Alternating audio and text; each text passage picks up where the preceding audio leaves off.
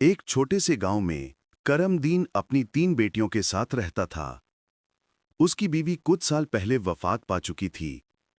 तीनों बेटियां बहुत खूबसूरत और शरीफ थीं, मगर सबसे छोटी बेटी ज़ैनब सबसे ज्यादा समझदार थी। करमदीन अपनी बेटियों से बहुत मोहब्बत करता था। उन्होंने मां की कमी महसूस नहीं होने दी। हर शाम जब करमदीन काम से लौटता, बेटियां उसके लिए खाना बनातीं और मुस्कुराकर सर्व करतीं। उसी गांव में एक बेवा औरत रहती थी जो हर घर से कुछ न कुछ मांगने आती। जब भी करमदीन की बेटियां खाना बनाती, वो बेवा औरत आग मांगने आ जाती। ज़ैनब को वो बेवा औरत बिल्कुल पसंद नहीं थी। वो कहती, ये औरत अच्छी नहीं है, देख लेना एक दिन मुसीबत खड़ी करेगी। लेकिन उसकी बहनें कहती, वो गरीब है, उसे जाने दो। वो बेवा औरत खुफिया तौर पर करमदीन के खाने में राख मिला देती थी। करमदीन समझता था उसकी बेटियों से गलती होती है। एक दिन करमदीन ने सच जानने का फैसला किया। उसने देखा बेवा औरत आई और छुपके से खाने में कुछ मिला रही है। उसने सब देख लिया। बेवा औरत ने ड्रामा करके कहा, मैं तो ये देख रही थी कि तुम अपनी बेटियों से प्यार करते हो या नहीं। करमदीन उसकी बातों में आ गया और कुछ ही दिनों में उस बेवा से शादी कर ली। शादी के बाद वो औरत बेटियों से नफरत करने लगी, उन्हें भूखी रखती, मजदूरी करवाती और अपनी बेटी को ऐशो आराम देती। एक दिन ज़ैनब ने कहा, बहनों चलो बाहर चलते हैं ताकि दिल हल्का हो। वो तीनों जंगल गईं और एक अल्लाह वाला बुजुर्ग से मिली।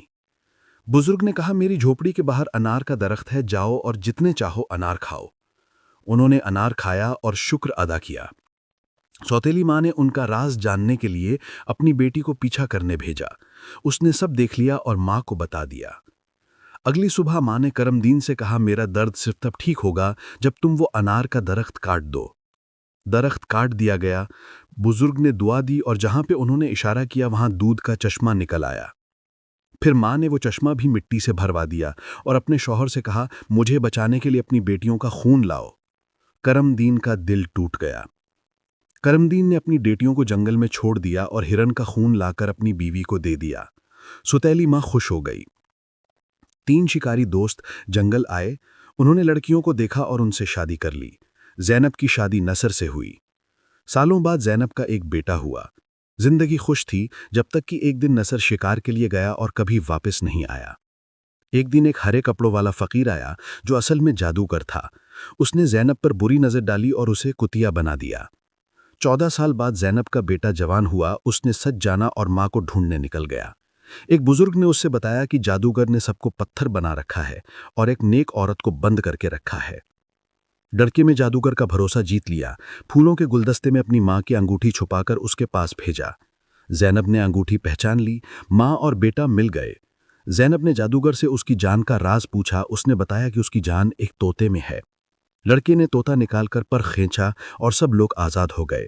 सब अपने घर लौट आए। करमदीन ने बेटियों से माफ़ी मांगी। उसकी बुरी बीवी बीमारी से मर गई। सबने सुकून और मोहब्बत से जिंदगी गुजारी।